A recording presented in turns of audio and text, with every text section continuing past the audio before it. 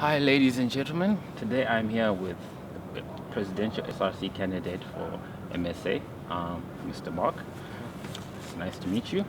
We'd like to interview you and ask you some personal questions about your election and election campaign and what you promised to bring students. Yes. So this is the first question. It's really the most important question of this interview and of your term, basically.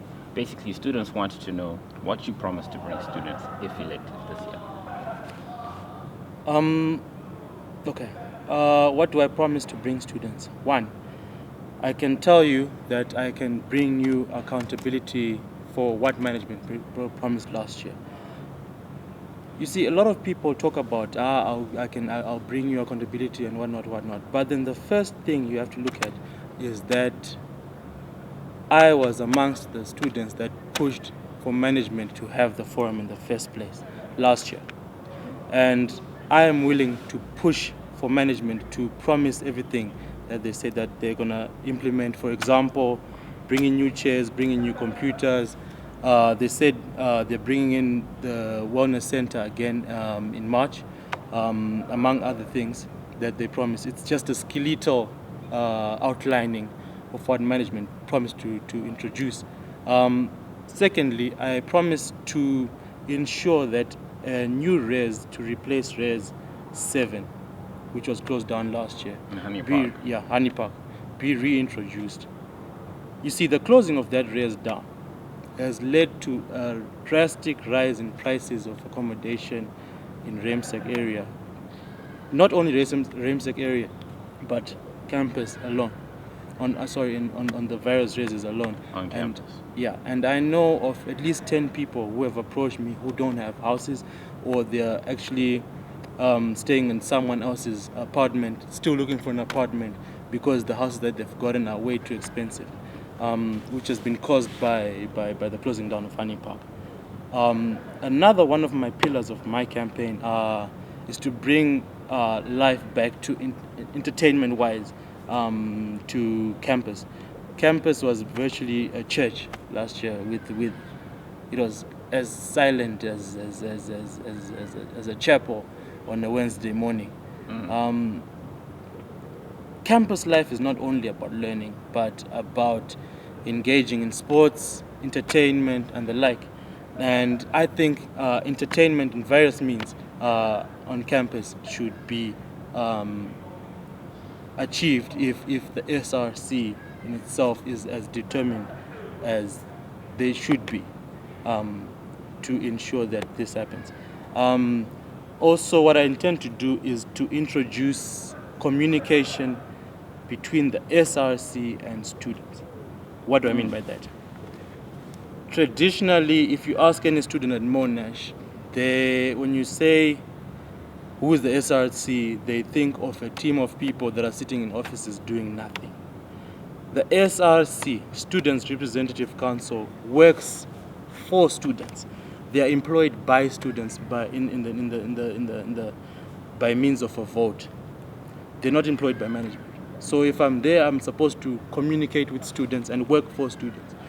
How do I intend to communicate with students? I intend to bring in a newsletter that the SRC will be publishing fortnightly or even once a month, communicating what they have done or what we have done and what we intend to do over the next couple of months, and what management has promised students per se.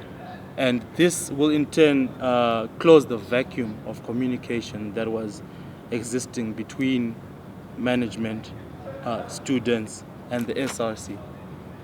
Yeah. Okay, that's a very interesting way of looking at it. Now, one of the things we want to ask you is why you're running for president in specific. I mean, why couldn't you have run for student advocate or another position where you can still have accountability, which is one of your main slogans? Okay. Why am I running for president per se? If you look at my history, I've run for various youth advocacy groups.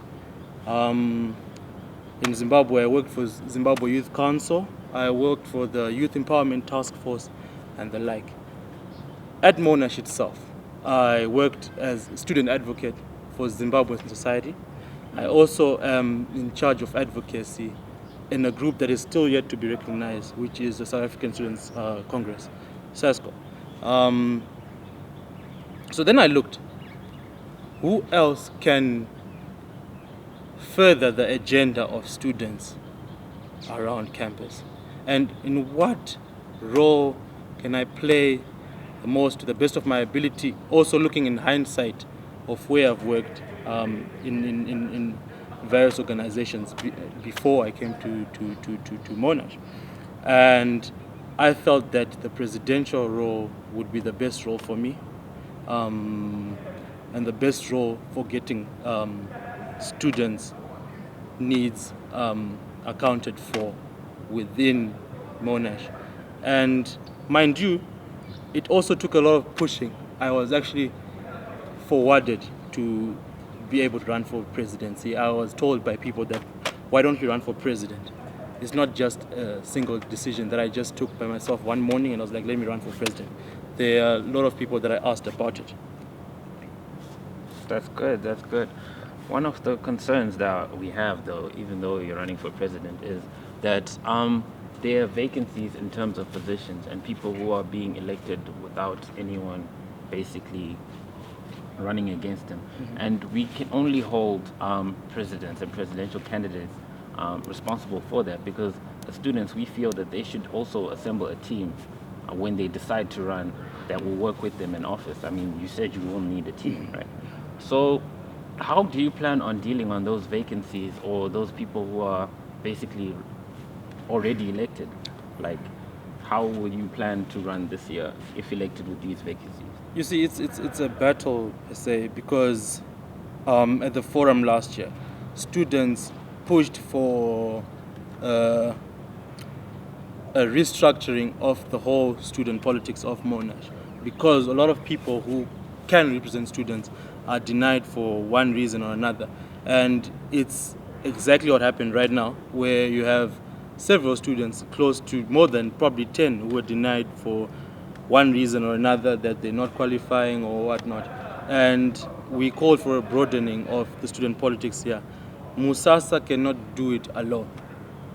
We need a body that will be able to hold Musasa accountable for what they're doing.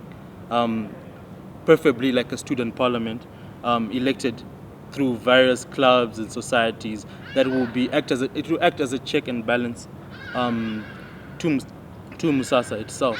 So once I get into power, one of my main goals is to establish a restructuring of the student politics at Monash for itself, so that it can be inclusive of everyone and anyone. Because if you look at the structure right now at Monash, you have a situation where a certain group of people can't be represented because they only represent a small minority, so they won't be able to win an election within Musasa.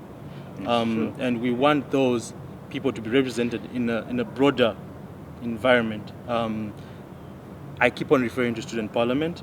It's just an idea that we're coming up with, but it still stands to be discussed with the new Musasa that's coming in. A team, with regards to a team, we came up with a team. However, if I may interrupt, who is in your team basically? People who are also running in your camp. That's also what you wanted to know. People running with my camp. In your camp, who you plan to be working with, besides the ones that are pretty much. You see, I plan to be working with anyone and everyone that is elected. You see, my team, once we win, is the team that is elected into Musasa.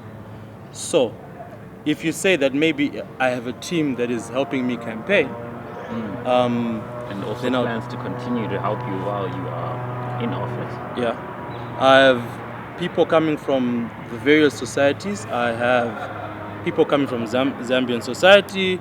I have people coming from the Sasco in South Africa. Like it or not, there's a vast number of people within that organization, although it's still to be recognized. I have people from Zim Society. I have people from the Mozambican Society as well that I have been working with in terms of various ways of bringing change towards Monash. That's as far as I can say right now. Okay, that is great.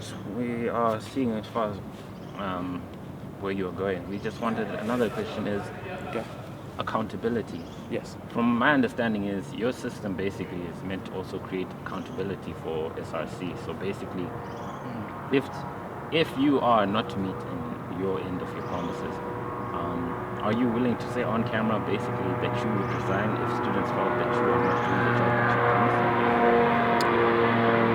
I would say that if the majority of students say that I must resign and that I failed, mind you, there are almost 4,000 students here. If the majority of students say that I must resign and I have failed because of such an issue, then it is only with leadership qualities that you must actually resign per se. But with the methods of accountability that I'm trying to bring in place that would have checks and balances towards Musasa and the leadership of Musasa, I doubt that we will fail because once as students communicate,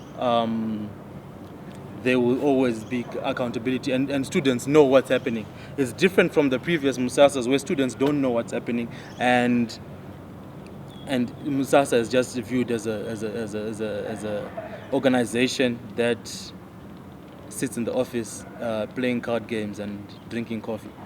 So by this, I'm pretty sure that you will definitely stand for students, and you will not come in if elected and basically stand as a face to take the blame for management's failures. No, never. I would never allow myself to be brought to such a level. I believe in student empowerment. I have worked for youth empowerment in my home nation and in various, and I've served in various capacities. So I know when we talk about student empowerment and particularly youth empowerment, and you see, management will always want what they want. But what they want is not always for the good of the student. Well, they say that it will be for the good of the student, but students might be affected by that. And I need to be the voice of the students with management and not be someone who's working for management and smiling at students, pretending as if everything is okay when there's actually an underlying problem that is occurring in every structure in the university. So with communication is the key point. If you communicate with students and you hear the students' problems and you communicate using surveys, things such as surveys, referendums and the like, so as to gauge what students are thinking overally, you see, because 100 students is less than 10% of Monash. If the whole of Monash is thinking towards a certain, leaning towards a certain thing, it means that there's something that management is actually doing wrong. So That's true. if you engage with students occasionally, visit the library, visit the gym, chill out there, and just engage face to face. Apart from this whole newspaper thing, talk to students personally as Musasa, as what's now called the SRC, and as the student parliament as we go. And that's how you can end up being held accountable by Musasa, I mean by the students as a president, and not have certain outside influences trying to remove you from leadership. All right. Now it's time for us to ask you the personal question that everyone has been asking us about you on the Yes. mind. Your relationship with Sasco. People are concerned that the relationship with Sasco might result in Monash having strikes and protests that result in things like Fees Must Fall campaign coming to the university and stuff like that. Which we honestly do agree is an important campaign, but at a private academic institution like Monash, most students can afford to pay. Most students who also come here know the prices that Monash has set and understand where the money is going to. We basically want to know your relationship with Sasco and how it will affect Monash from now and into the future. And I am the a students. Sasco member. Yes, I am a Sasco member. I'm in the branch executive committee of Sasco. Sasco is still to be recognized at Monash University, so we operate from outside the university. But there are various students, several students, numbering into more than 500 students, who are part of Sasco At and Monash? want to, Okay. and want to be in Sasco within Monash. This is why you find that also the forum that was initiated last year was as a result of Sasco pushing management through various means, not only just by threatening strikes or whatever, but through various means, bringing management to the table. These are problems that had been occurring throughout the year last year, and which were only implemented because there was that forum which was forced onto management. Now, strikes and the like, fees must fall does not really apply to Monash. Why do I say it doesn't apply? Because of the reasons which you did state. However, what we were saying as Sasco is that management must be accountable for the things that, for the amount of fees that we pay. For example, if you pay so much to be in a business class of an airplane, you expect to be treated differently than someone who's flying commercial. You can't pay so much and be treated the same and be given substandard treatment. And that is what we're fighting for. One, chairs were broken, a lot of computers weren't working. This is just a skeletal information of the problems that were happening last year. And one of the major fights that were there last year, not that fees must fall, but of the issue of encumbering a student because they have failed to pay fees during the semester. This is not a problem of South African students alone. This is a problem of Zimbabwean, Nigerian, Mozambican, Ethiopian students from all around. So the issue that we're talking about is don't encumber someone mid-semester, but encumber someone from getting their results. Let them have access to education and don't hinder their progress towards attaining that education. You can block the results, but give them access to obtaining information, because this was not only affecting students alone, it was affecting lecturers as well. And several lecturers, I think, as we heard, were complaining with management that a lot of their students were hindered because they didn't have access to computers, and they were handing in assignments late and the like. Going forwards, this year it's about making sure, as I stated, making sure that management is accountable to the promises that they promised students. Management has promised so many things in the past, in the era of Raphael, when Raphael was president, in the era of Brian Sibanda when he was president, in the era of even the outgoing president, Mr. Piri, Robert Piri. They've promised so many things, but then they implement only so much. Why is this? Because because Msasa doesn't hold management accountable and does not communicate, whilst previously not communicating with students. All right. Thank you, Mr. Marc. All right. It was a pleasure Thank you very interviewing much. you. And to all students, please make sure to vote next week, Wednesday. I'm Coffee, and I'm signing out.